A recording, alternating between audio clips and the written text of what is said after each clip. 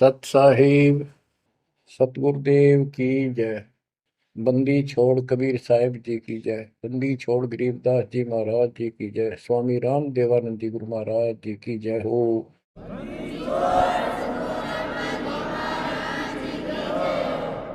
सर्व संतों की जय, सर्व भक्तों की जय, धर्मी पुरुषों की जय।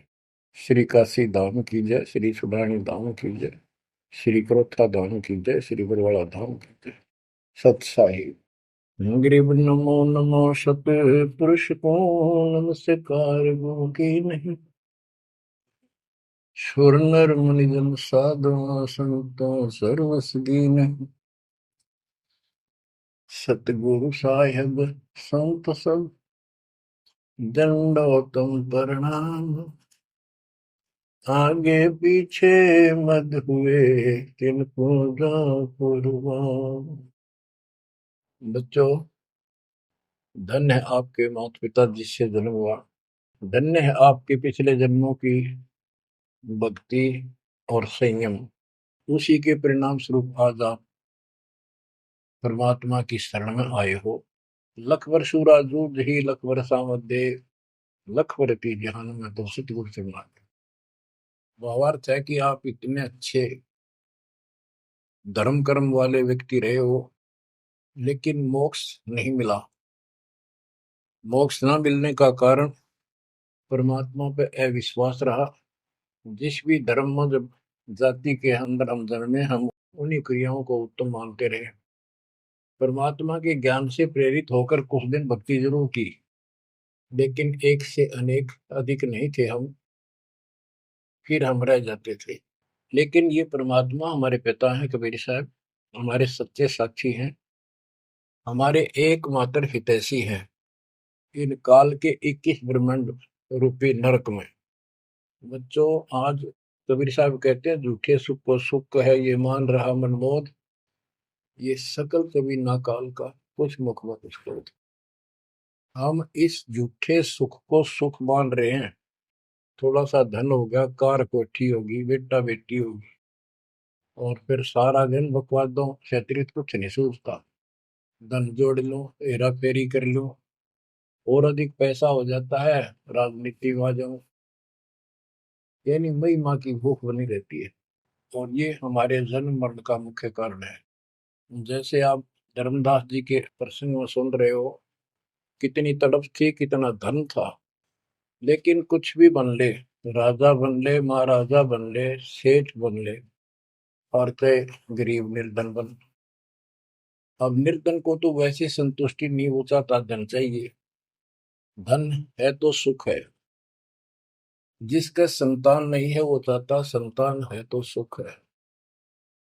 कोई चाहता है मेरा सेठ धनवाला सोचता है कि मुझे कोई सुख नहीं। सुख तो इन राज्य महाराजों को होता है। राज्य महाराजों को सपने में भी सुख नहीं होता। बच्चों, यह बात जिस दिन आपके हृदय में बैठ जाएगी कि ये सुख है ही नहीं, रात को भी नींद नहीं आती इन राजाओं को, नेताओं को। लेकिन कुछ दिन कमांड चलती है इनकी, इसी में फूले रहते हैं। फिर ये भी सोचते हैं कि स्वर्ग में सुख होगा। स्वर्ग के राजा इंद्र, वो भी महादुखी, 24 घंटे टेंशन रहती है, कोई तप करता है और तेरे इस राज ने छीन ना ले। स्वर्ग का राजा नीचे यज्ञ करके या तप करके बनता है, और उसमें एक शर्त होती है कि तेरे शासन के दौरान, तेरे शासन काल में यदि कोई पृथ्वी पे ऐसा तप कर लेगा जो खंड ना हो, कुछ समय निर्धारित है, और 100 अश्वमेध यज्ञ निर्बाध कर गया, तो तेरी पदवी को छीन लिया जाएगा, उसको ये पद दिया जाएगा। तो बच्चों, उस राज को बनाए रखने के लिए इंद्र कति हद भी पार कर देता है, अति कर देता है। इज्जत बेइज्जती का सवाल भी नहीं रहता। एक प्रसंग आता है, मार्कंडे गोसाई तपस्या कर रहे थे बंगाल की खाड़ी में। इंद्र को पता चला कि एक साधक मार्कंडे बहुत जबरदस्त तप कर रहा है और कुछ दिनों में उसका तप संपूर्ण होने वाला है। और तेरी गद्दी जाएगी। उसने अपने देवता गुप्त रूप में गुप्तचर छोड़े होते हैं।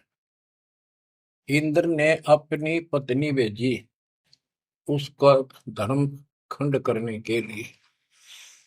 कति अंत हो जाता है आदमी जब अपनी पत्नी को परपुरुष के पास भेजता है, यह कति गिरावट की अंत आ जाता है। इतना जलील होना पड़ता है इस राज्य को बनाए रखने में, और वो भी हार जाती है। फिर इंद्र जाता है। ये लंबी कथा है, फिर कभी बताएंगे।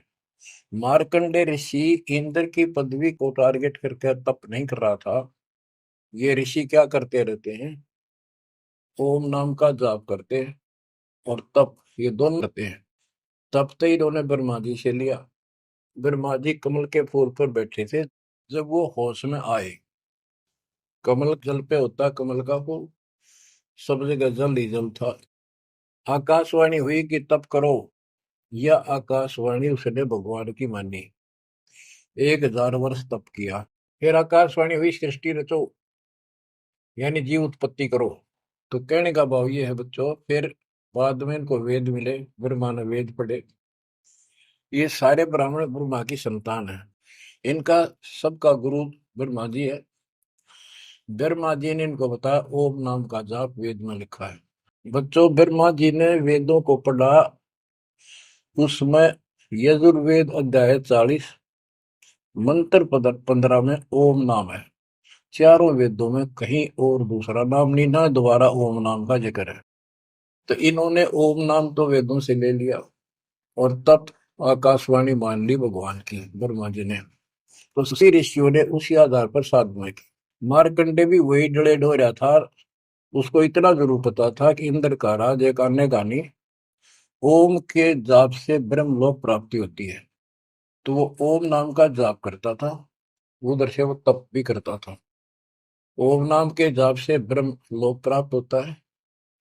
गीता अध्याय 8 श्लोक 13 में गीता बोलने वाला प्रभु कहता है ओम इति एक अक्षरम ब्रह्म व्यवहारं माम अनुसमरण ये पर्याति पदम देहम स याति परमाम गतिम।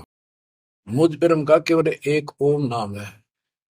जो इसका अंतिम सांस तक भक्ति करते हुए शरीर छोड़ के जाता है, वो ओम नाम से मिलने वाली परम गति यानी ब्रह्मलोक को प्राप्त होता है। ब्रह्मलोक प्राप्त होता है, ये कहाँ प्रमाण है?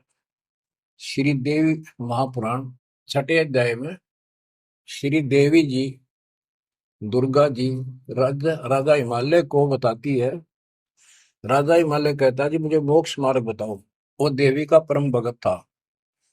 देवी ने राजा हिमालय को बताया कि ओम नाम का जाप कर, इससे ब्रह्म की प्राप्ति होगी।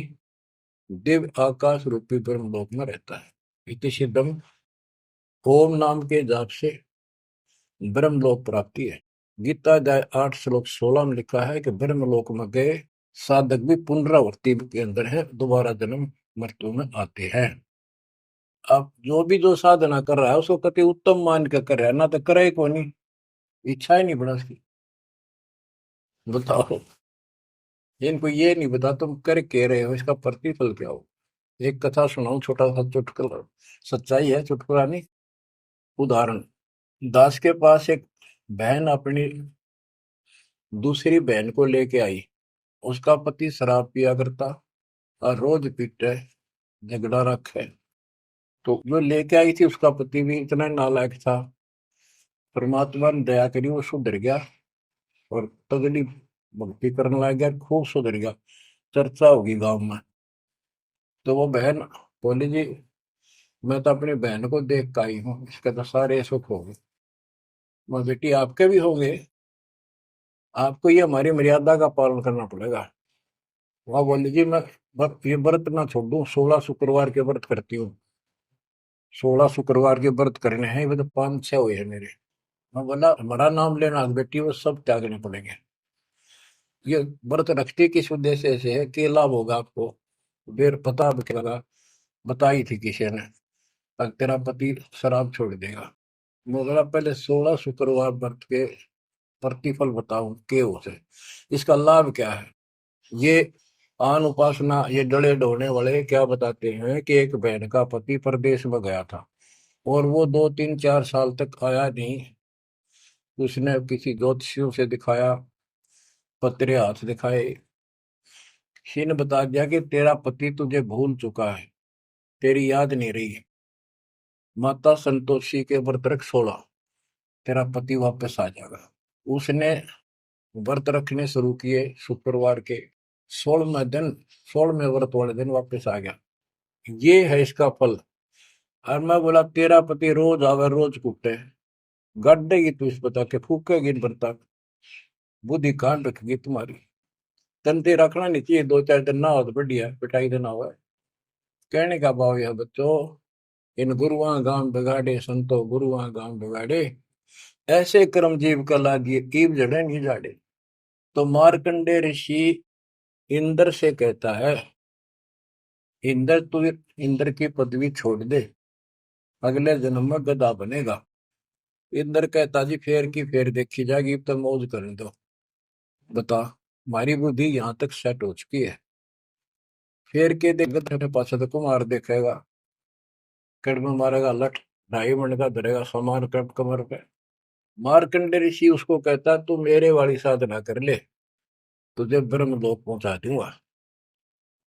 बच्चों, वो कहते हैं ना, बेड की लात गुडने तले तले, ये कहीं जा लो, इनका ये इतना ज्ञान है, इतनी इनकी अंतिम भक्ति है। अब प्रसंग चल रहा है धर्मदास जी का। ये जड़े धर्मदास जी ने खूब डो लिए थे, और जब आंख खुली, ओए होए होए, अब परमात्मा उनको छोड़कर चले गए। दोनों पति पत्नी देखते ही रह गए, आंखों में आंसू टपक रहे थे। ओझल हो गए भगवान जब गली से अंदर आए, राग खूब रोए अंदर बैठ के। ताकि पता नहीं आऊंगे कि ना आऊंगे ना, ये गांव नाम बताते, ये भी कमाल हो गया। परमात्मा कराते आए तो धर्मदास जी ने बोले खुशी मनाई, शरण पकड़ के बहुत कुछ प्रश्न उत्तर किए। आखिर में कहने लगे धर्मदास जी, हे प्रभु अवगत कला तुम्हारी, हम है कीट जीव वे बिचारी, सत्य लोग तुम वर्ण सुनावा, शोभा पुरुष अनसन सत भावा। हे परमात्मा आपने सतलोक बताया, आपने परमात्मा की शोभा बताई, रहने वाले हंसों का भी बड़ा गजब का सुख बताया। कैसे न देश राज वह आही, चित इच्छा प्रभु देखन ताई। कि वो कैसा देश है, कैसा लोक है, मेरा मन करता है उसमें देखो। परमात्मा बोले धर्मदास ये निर्घनी काया, निर्घनी ये बेकार, इसमें डंगा भरा पड़ा, काम क्रोध लोभ विष्टा थूक ब्लड टट्टी पेशाब, इसमें कैसे दर्शन होगे उस भगवान के। मैं जो बताता हूं तू ऐसे भक्ति शुरू कर दे, और जब शरीर छोड़ के जाएगा तो आपको परमात्मा के दर्शन हो जाएंगे। वहां सतलोक भी देखिए, वहां सारे अपने बहन भाइयों में खुशी करे ना। धर्मदास ये निर्गनिकाया, ये तन पुरुष दर्श के में पाया, इस तन में भगवान कैसे दिखेगा। तन ठीक का जो पूरा हो भाई, सतलोक तो देखो जाए। जब ये तेरा शरीर का समय पूरा हो जाएगा जीवन, फिर इसको छोड़ के सतलोक देख ली जाके। धर्मदास के चरण हो रहा, हे प्रभु दर्शा मिटाहो मोरा, शरण टेक प्रभु विनय हो ही, पुरुष दर्श बिन कल नहीं मोही। दोनों चरण पकड़ के धर्मदास ने बोला, ये भगवान एक में दिखा दो, मेरी यह भगवान के दर्शन की प्यास मिटा दो, उसके दर्शन बिना मुझे एक पल भी चैन नहीं होगी। परमात्मा बोले भाई मैं ही हूँ प्रभु, सारी सृष्टि का मालिक मैं हूँ, मैं आपका गुरु हूँ। दीक्षा दी धर्मदास जी को मेरे, मैं आपका गुरु हूँ, मैं आपका भगवान हूँ, मैं सतपुरुष हूँ, और मेरा ही नाम कबीर है। लेकिन उसके आवाज समझ में नहीं आई, और बार बार यही कहने लगा भगवान के दर्शन करा दे, भगवान के दर्शन करा दो, जब मेरी आत्मा मानने गई। बच्चों विचार करो, पहले हम किसी की भी भक्ति शुरू कर दी, राम की, कृष्ण की, शंकर भगवान की, विष्णु भगवान की, किसी की भी, और सब स्वर्ग बताया करते। कदे मई का अगला स्वर्ग दिखाओ, हमने जब मानूंगा। पर जब ठीक ठिकाना आता है, ये मन अड़ियल घोड़े की तरह अड़का खड़ा हो जाता। तीसरे केवल बकवाद करवानी, अच्छे राह पर लगते समय सौ बाधा पैदा करता। ये मन अड़ रहा था। गुप्त भय प्रभु अविगत ताता, धर्मदास मुख आवन बाता।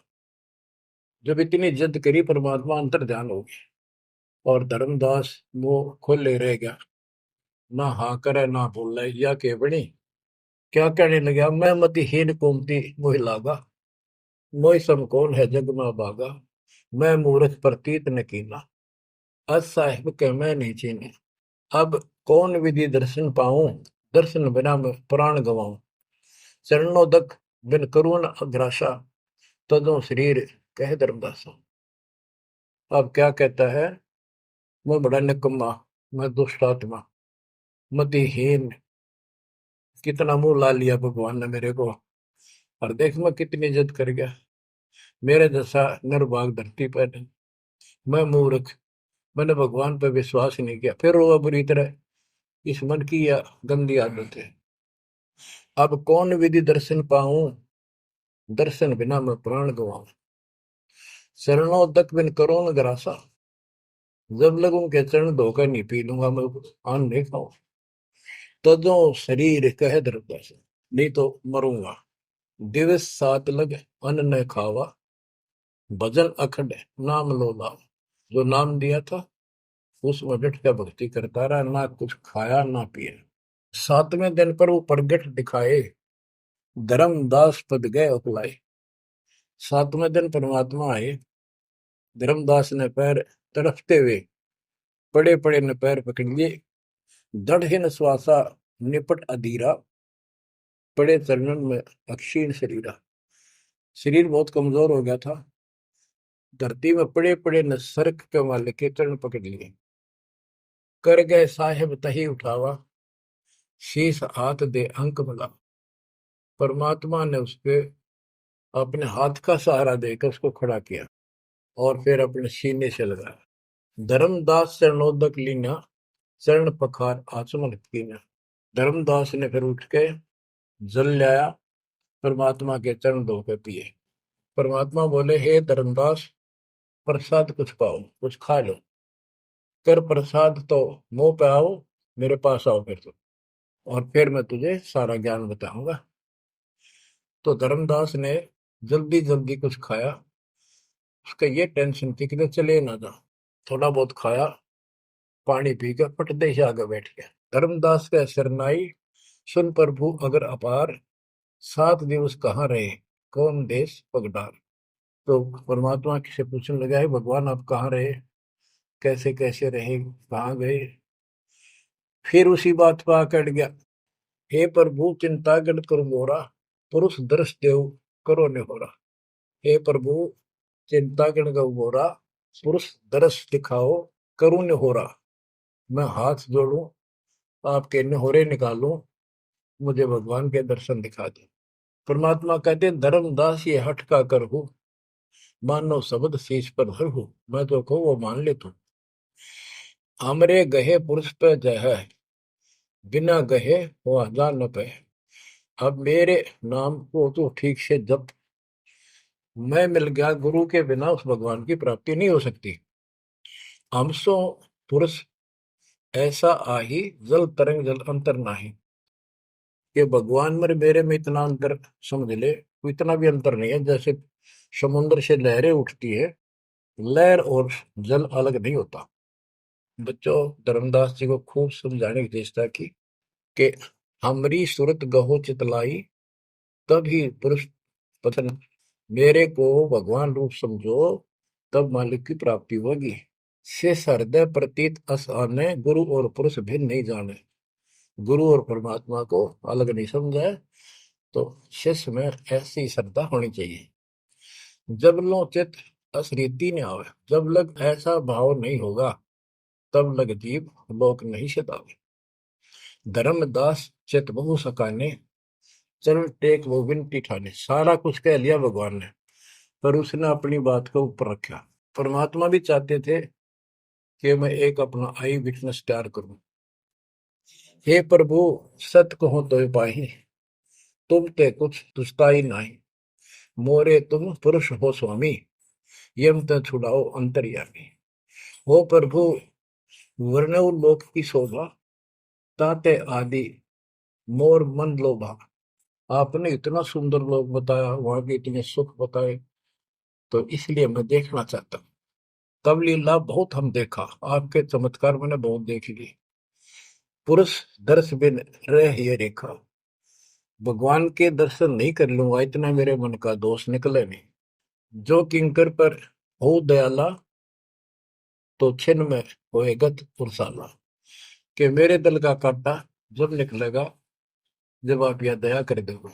तब परमात्मा ने कहा, धर्मदास ठीक है, चलो। बच्चों, उस समय परमात्मा कबीर जी और धर्मदास अकेले उसके एक बगीची सी थी, उसमें थे, दोनों ही जने थे। धर्मदास जी की आत्मा को लेके परमात्मा ऊपर चले गए। पीछे से लोगों ने देखा, घर वालों ने जाके देखा, धर्मदास आया नहीं, क्या हो गया। वो बेहोश पड़ा, जैसे कोमा में होता है, मरा नहीं। 3 दिन तक ऐसा रहा। मालिक को ऊपर लेके गया। धर्मनी जो ऐसो चित के ना, तन तद चल लोक प्रवीणा। छोड़ इस शरीर को, चल मेरे साथ। राखो तन गौर ले हंसा, ता पहुंचे जा काल ही संसा। क्षण एक में पहुंचे जाई, अवगत लीला लखे को पाई। शोभा लोक देख सुख माना, और उदित असंख्य शशि और भाना। इतना प्रकाश उस लोक का, जैसे असंख्य सूर्य और चांद उदय हो गए हो।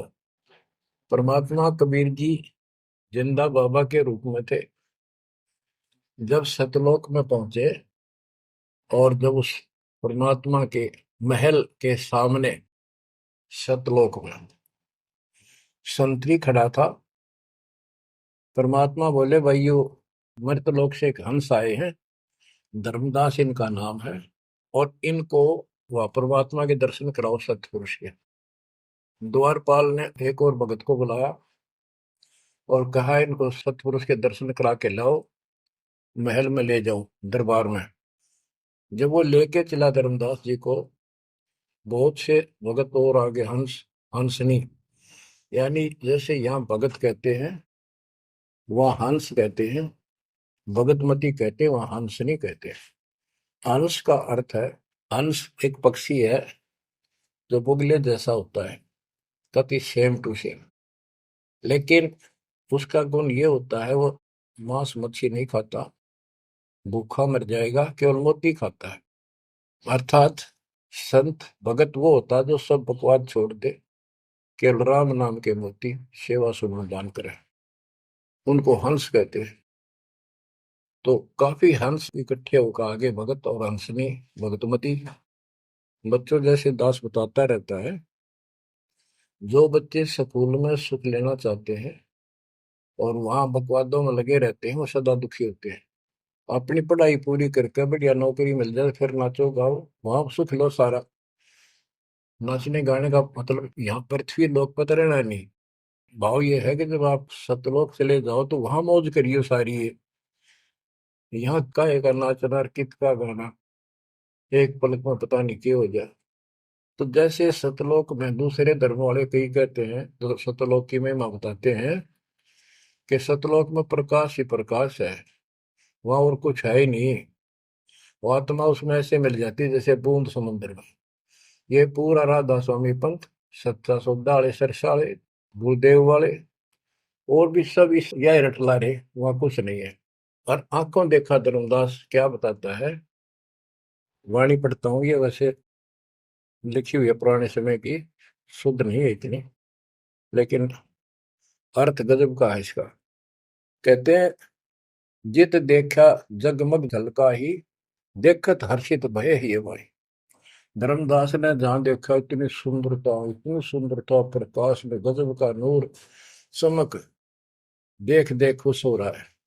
द्वारपाल हंस जो रहिया, ता में एक हंस से कहिया, ए हंस, तुम जाओ लिवाई, पुरुष दर्श दे आनो भाई। इसको धर्मदास को ले जाओ, परमात्मा के दर्शन करा के वापस यहीं ले आना। चले लिवाए पुरुष तब पैजा, अचानक हंस वो आए तब ही, वहां बहुत से अचानक और हंस आगे वक्त। करत कोलाहल मंगल चारा, शोभा अद्भुत अंग अपारा। ओहो, उनके जो वहां पर भगत आए और भगतनी आई, इतने गजब के सुंदर शरीर देखते ही बने। उनके गले में रत्नों की माला और जगमग दे, बहुत गजब का, बहुत सुंदर कपड़े पहन रखे, अमर चीर शोभा धर्माए। अनसन भाल शोभा के वर्णो। धर्मदास कहता है कि उन हंसों के माथे की शोभा क्या बताऊं, बहुत गजब की। रवि करतारों में षोडश चंद्र भाल छिवि लहु, यानी 16 चंद्रमा का प्रकाश हो उनके माथे की, इतनी चमक थी, इतना नूर था। हंस कांति प्रतिरोम प्रकाशा, हीरा मणि उदित रोबासा। उनके शरीर की इतनी गजब की शोभा थी, प्रत्येक की, रोम रोम की, जैसे हीर और मोती चमक रहे हो। उनके शरीर का प्रकाश षोडश रवि, अनशन छवि मोहा, देह प्राण शुभ अमृत शोभा। उनके शरीर की शोभा 16 सूर्यों के प्रकाश जितनी थी। अब वहां भगवान के दरबार में पहुंच जाते हैं वो लेकर के, सिंहासन से भी देखत मनमोहा। ओहो, सुरती हंस अग्रानी अगाने, सत्य पुरुष सकल देखत अरसाने। वहां लेकर गए नाचते गाते हुए। जब उसने भगवान को देखा, धर्मदास जी ने, इतना गजब का प्रकाश, एक रोम शरीर के बाल की चमक, करोड़ सूर्य करोड़ चांद मिला दे। एक रोम रवि शशि कोटि सा, एक रोम की शोभा करोड़ सूर्य और चंद्रमा जैसी। पुरुष प्रकाश सतलोक अंजोरा, ताने पहुंचे निरंजन चोरा। के उस सतलोक का इतना सुंदर प्रकाश है, वहां ऐसी व्यवस्था है कि वहां ये काल निरंजन, ये चोर नहीं जा सकता, यानी इसका वहां भय नहीं है। अब सुनो, 4-5 पंक्तियों में कमाल कर दिया। पुरुष कबीर देखा एक भाई, धर्मदास पुन रहे लज्जाई। वहां पर परमात्मा, तो सतलोक का मालिक, असंग ब्रह्मांड के तख्त पर सिंहासन पर विराजमान था, वो वही सूरत थी उनके साथ धरती से नीचे से आया था। ओहो, देखो, ये तो लिखा है कबीर सागर में, ये वो सुना रहा हूँ। और वास्तविकता आपको बताई कि परमात्मा स्वयं उसको साथ लेकर गए और वो चौवर करने लगे उसके ऊपर। हमने इसका रस निकालना, सारा रस निकालना है। कबीर सागर का बहुत अड़ंगा कर रखा है इन्होंने, फिर भी हमने निष्कर्ष देखना है। जब धर्मदास जी ने देखा कि ये कबीर इनका सेवक है और ये है भगवान, उसमें रूप दो थे। जब परमात्मा खड़े हुए और जिंदा बाबा वाला रूप उस तख्त पर विराजमान हुआ, बच्चों जिसको धर्मदास भगवान मान रहा था, वो खड़े हुए सतपुरुष, और परमात्मा जिंदा बाबा वाले वेश सिंहासन पर विराजमान हो गए, और वो चवर लेकर खुद परमात्मा उस कबीर जिंदा बाबा पर करने लगे। धर्मदास का आश्चर्य का ठिकाना नहीं कि अभी भगवान यो है कि ये है। इतने में वो जिंदा बाबा में समा गए, जिसको वो सतपुरुष दिखाई दे रहे थे। और वो शोभा जो कि तू जिंदा बाबा वाले शरीर की होगी। अब कहते हैं, पुरुष कबीर देखा एक भाई, धर्मदास बहुत ही लज्जाई। वह मुझे प्रतीत नहीं आई, हे परमात्मा कैसी कुमुख हिम्मत छाई। धर्मदास कहता हुआ मुझे विश्वास नहीं हुआ, ये महाराज कह रहे थे भगवान, मैं परमात्मा हूँ, मैं सारी सृष्टि का रचने वाला हूँ, मेरा नाम कबीर है, असंग ब्रह्मांड का स्वामी हूँ। अब धर्मदास जी कहते हैं, भगवान कबीर पुरुष एक यहाँ छिपाए, सत्य पुरुष जगदास का है। धाये चरण गौ अति सकुचाई, हे प्रभु हम परिचय तब पाई। हे परमात्मा, अब आपको मैंने पहचान लिया। यह शोभा कस वहां छिपाओ और कस नहीं जग में प्रगट दिखावा। आपने ये शोभा वहां क्यों छुपा रखी है, वहां क्यों नहीं दिखाते? इसलिए लाखों, ये अपनी असलियत को, आपके वास्तविक शरीर की शोभा को परमात्मा बोले धर्मनी जो वही छवि जग जाऊं तो ही विकल निरंजन राव। यदि मैं इस शोभा युक्त नीचे जाऊं तो काल निरंजन पागल हो जाए। और मैंने उसको वचन दे रखा है कि मैं अपना ज्ञान समझा के जीव को लाऊंगा। और वैसे बच्चों, परमात्मा आज हमने ले जा, हम टेक नहीं सकते वहां पर। भूल जाओ इन बातों में। ये तो कहन सुन कहन की बातें हैं। उदाहरण देता हूँ, कबीर साहब कहते हैं हम मोहम्मद को वहां ले गए, इच्छा रूपी सतलोक नहीं रहे हो, उल्ट मोहम्मद महल पठाया, गुद धीरे देख कलमा दे। यानी हम हजरत मोहम्मद जी को ऊपर लेके गए थे कि ये समझ गया तो इन सब ने जो इसने लाखों त्याग कर रखे सबको बता देगा। लेकिन नीचे प्रभुता घनी होगी थी, संगत उम्मत खूब होगी थी इसकी। और उसके ऊपर प्रभुता पाके भूल गया भगवान को, नहीं इच्छा हुई तो वापस छोड़ दी। कुछ दिन पाछे आप भी मर गया और वहां प्रभुता भी रहेगी। काल का इतना अजब गजब जाल है बच्चों। तो धर्मदास जी से बोले कि आप नीचे जाओ। धर्मदास जी बोले भगवान ये वहां ना भेजो, यही रख लो मेरे दाता, और इस नरक में मत भेजो। अब मैं नहीं जाऊं दाता वहां पर।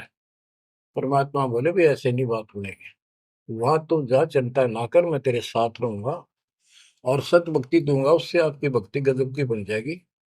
और भक्ति युक्त होकर यहाँ आएगा, वैसे से यहाँ ठिकाना नहीं मिलेगा तेरे। और दूसरी बात है कि तूने सब कुछ देखा है, नीचे औरों को बता, तेरे भाई बहनों को विश्वास होगा। धर्मदास कहता है मोहे राख लियो महाराज, हमसे बिगड़ी है मोहे राख लियो महाराज, हमसे बिगड़ी है। बिगड़ी है महाराज हमसे, बिगड़ी है महाराज हमसे, बिगड़ी है हमें। नांगा लो महाराज काल की नगरी है तुम्हें, ना भेजो महाराज काल की नगरी है। रो बुरी तरह, जैसे किसी ने आग में धकाया कर जबरदस्ती मर तो नौकर राख लो महाराज, हम गंदे इंसान से। अब पता चला उन सारे भक्तों ने बताया तुमने ऐसी गलती करी थी भाई, इसलिए दुख पा रही कि हमने खुद बिगाड़ी अपनी किस्मत। तुम रख लो दाता, ना वे जो मेरे मालिक, पैर पकड़े रोवे। परमात्मा बोले भाई ऐसा ना कर, वापस चल और वहां पर मैं तेरे साथ रहूंगा, भक्ति कर, कोई दिक्कत नहीं आने दूंगा मैं तेरे को, चिंता ना करी, तेरे पीछे पीछे न फिरूंगा मैं। और ये सारे ठाठ मैंने दे रखे थे तेरे को वहां पर, ना काल तो तेरा कचू मन निकाल दे 1 मिनट में। धर्मदास को फिर हौसला हुआ और तीसरे दिन शरीर में वापस आया।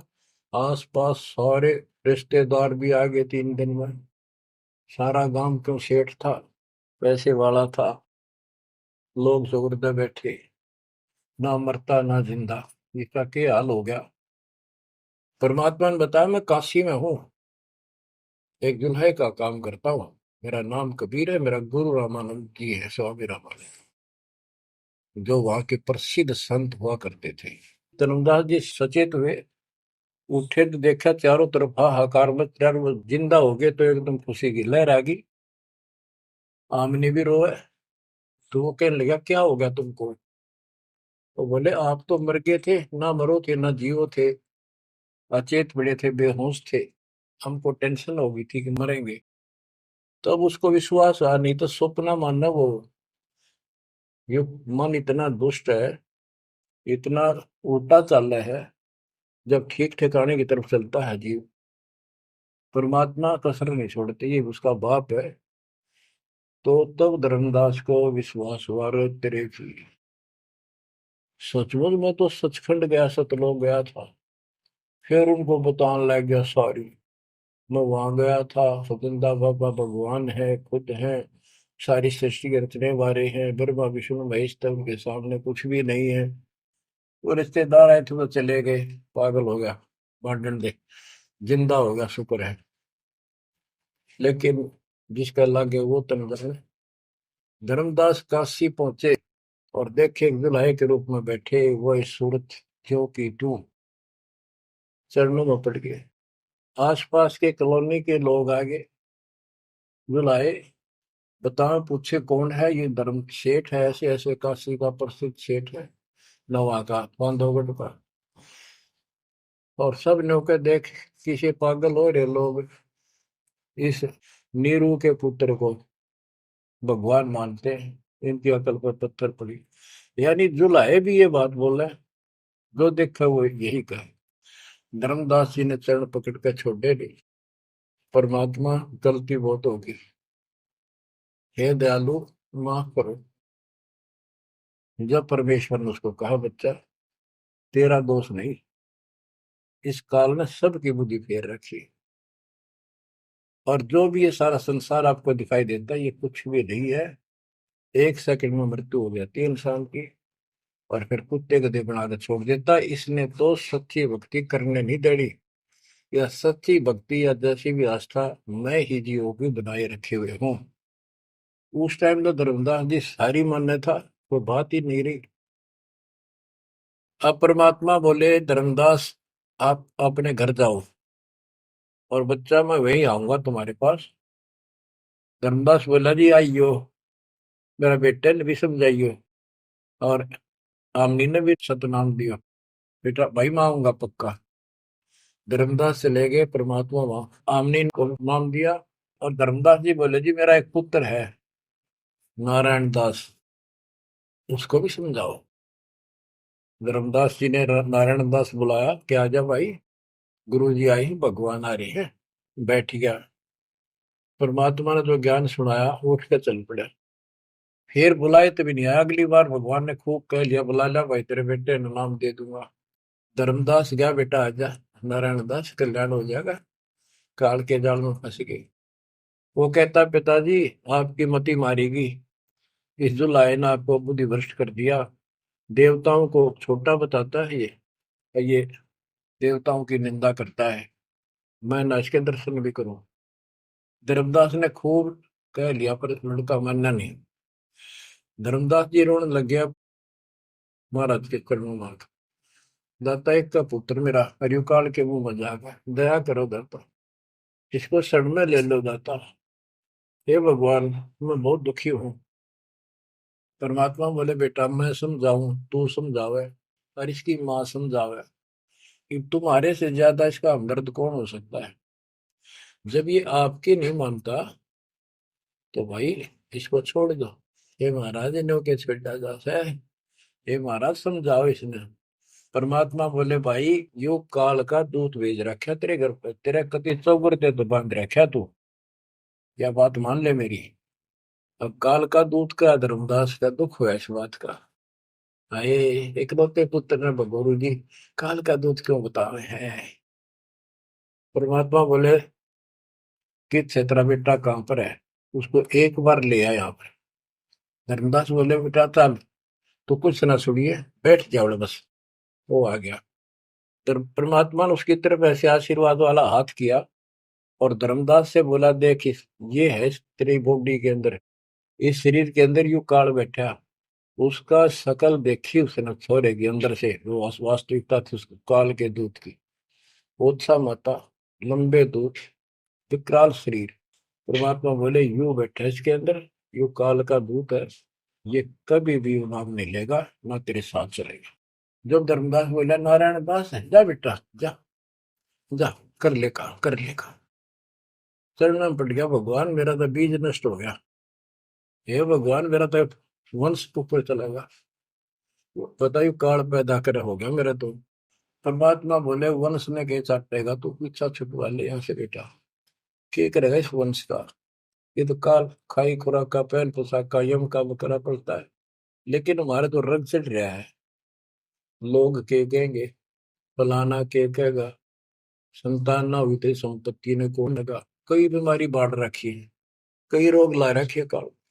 परमात्मा बोले, ठीक है, तेरे को मैं अपना बच्चा, अपना हंस भेजूंगा, और आज से 1 साल के बाद तेरे घर में पुत्र उत्पन्न होगा, उसका नाम चूड़ामणि रखना। उस समय बताते हैं धर्मदास की उम्र 80 साल की हो चुकी थी और आमनी देव भी वरदौलिये थे। ये धर्मदास के आप विश्वास हो गए, ये मालिक हे परमात्मा, इस उम्र में कौन कैसे बच्चे होंगे हमारे, हम तो कति वृद्ध हो चुके हैं। तब दाता ने कहा, देख उधर देख, तेरे आंगन में एक छोटा सा बच्चा ऊपर से आया, आंगन में हाथ पैर मारे नो, एक पत्ते के ऊपर लेट गया आके, साथा आया पत्ता से, ये तेरे घर में 1 साल के बाद आएगा। इतने वो अंतर्धान हो गया, कुछ विश्वास कुछ अविश्वास, परमात्मा की दया हुई, आमनी को गर्भ रहा, 9वें महीने 10वें दिन बच्चा हो गया, नाम चूड़ामणि रखा। पर तू कुल की चिंता करता था, तेरा 42 पीढ़ी तक तेरा वंश चलेगा, चिंता ना कर। जब उसका दिल डटा, बच्चों गजब की बातें हैं, तो मैं धीरे धीरे इसको पूरी सुन लो, कथा को आपके बहुत से अंधेरे हट जाएंगे। अब परमात्मा ने चूड़ामणि शाना हुआ, उसको दीक्षा दी, उसी को धर्मदास जी को भी गुरु पद दे दिया था। पर बोला तो किसी ने मंत्र ना दिया, सारा सार नाम तक दे दिया उसको, और कसम खवा दी कि ये नाम किसी को नहीं बताएगा। जब धर्मदास डिगमग देखे तो उसके लड़के को गुरु पद दे दिया चूड़ामणि को, केवल 5 नाम, ये 7 में से 5 बीच बीच के दिए, और बेटा इसी को तू आगे देता रहना, तेरे गुरु पद दे दिया। परमात्मा की कोशिश थी, ये मंत्र करते रहेंगे, इनको मनुष्य जीवन मिलते रहेंगे, भगवान की आस्था इनमें बनी रहेगी, कुछ लाभ होते रहेंगे, और इस बिचली पीढ़ी तक जाना था उनको। लेकिन धर्मदास को बता दिया था कि काल मेरे नाम से 12 पंथ चलाएगा, जो सारे गलत साधना करवाएगा, और तेरे वंशज तेरे परिवार वाले 6ठी पीढ़ी में जाके ये असली नाम भी छोड़ देंगे। एक टकसारी पंथ होगा, उसकी साधना शुरू कर देंगे, तो एक आने की नहीं होगी। जो इब सारे धर्मदास वाले गामा खेड़ा वाली गद्दी में वो टकसारी वाले की साधना चल रही है, वो 5 नाम भी गए। फिर धर्मदास रोने लग गया, ये मालिक इनका उद्धार कैसे होगा। तो बोले मैंने कुल दिया तेरा 42 वंश, तेरे उद्धार उसका होगा जो मैं भेजूंगा, एक संत भगत अपना दास, उससे तेरे पीढ़ी वाले नाम लेंगे या सारा संसार लेगा, सबकी मुक्ति हो जाएगी। बच्चों, परमात्मा की असीम रजा है, आप ये सत्यनारायण कथा सुन रहे हो और सुनते रहो, मुश्किल से ये अमर कथा मिली है सुनने को। मालिक आपको मोक्ष दे, सदा सुखी रखे। सत साई।